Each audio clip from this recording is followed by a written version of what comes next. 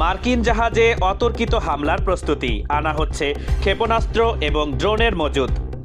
লোহিত সাগর এবং আরব সাগর জুড়ে আবারও উত্তেজনার পারদ চড়াচ্ছে ইয়েমেনের হুতি বিদ্রোহীরা।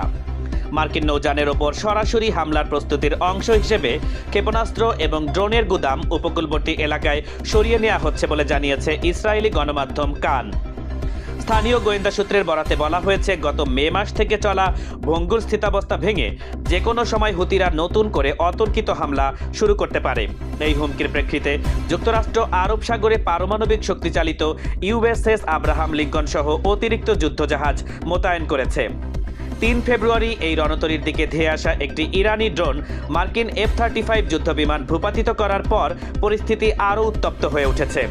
এর মধ্যেই তুরস্কের ইস্তাম্বুলের পরিবর্তে আগামী শুক্রবারে যুক্তরাষ্ট্র ইরান পারমাণবিক আলোচনা ওমানের মাস্কটে সরিয়ে নেওয়ার সিদ্ধান্ত নেওয়া হয়েছে।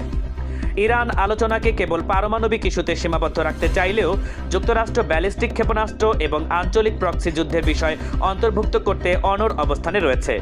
ট্রাম্প প্রশাসনের চুক্তি না হলে ভয়াবহ পরিণতির হুঁশিয়ারি এবং হুতিদের সামরিক প্রস্তুতি, সব মিলিয়ে আলোচনাটি এখন এক কঠিন সন্ধিক্ষণে দাঁড়িয়ে পড়েছে।